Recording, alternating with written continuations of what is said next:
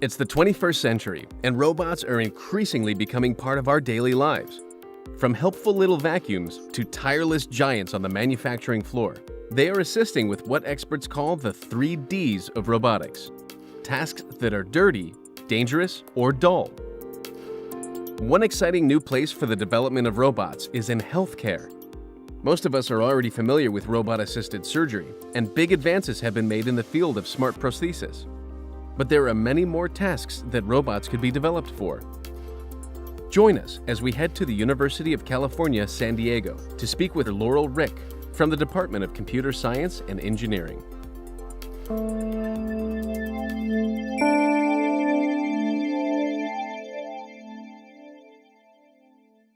There are 3 main areas in which there are healthcare robotics today. One are robots that are in the body, such as robots that can help to deliver medication or to help with ablation or taking tissue samples, also surgical robots as well. The other type of robots are wearable robots. So these are things like wearable prostheses for people who have lost a limb, also robots that can help with mobility, such as exoskeletons. And finally, there's another category of robots that are being used increasingly to provide care to people, which are robots that are outside the body. So these include robots that are able to fetch items for people and help them around the house, as well as robotic patient simulators, which are used to train clinicians how to learn to treat patients, and also robots to be providing support in infectious disease management, such as Ebola. Of these applications, the design of useful helper robots is possibly the most challenging, as well as the most needed. As an aging population puts increasing pressure on an already overburdened healthcare system, robots have the potential to help people achieve wellness, aid in rehabilitation, or perform simple activities of daily life. Millions are already in need, and the numbers are about to increase dramatically. Over 20% of the world's population has physical, cognitive, or sensory impairments. This means that 1 in 5 people have difficulty doing many of the tasks that most people don't even think about: getting out of bed, making breakfast, climbing the stairs, or going to the store. And as we age, we too will start to experience a decline in physical function. So what does one do? Well, typically there are people who are helping to provide care. They're either family or friends or they're healthcare providers.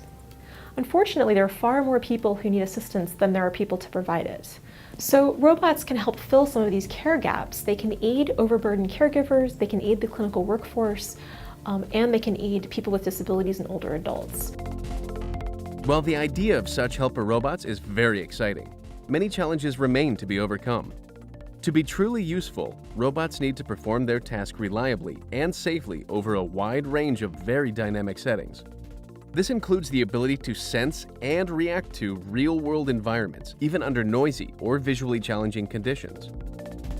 For Dr. Rick and her students here in the UCSD Robotics Lab, the ultimate goal is to develop robots that work with people long-term and can be reprogrammed and retasked by non-experts.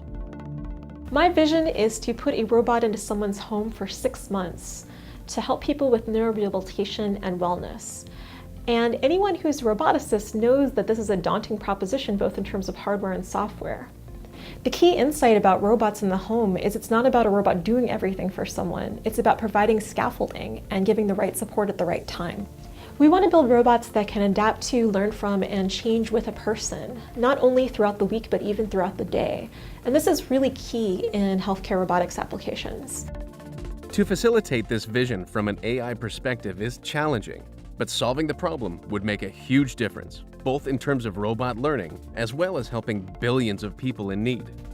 We invite you to learn more in the review article Healthcare Robotics by Dr. Laurel Rick in the November 2017 issue of Communications of the ACM.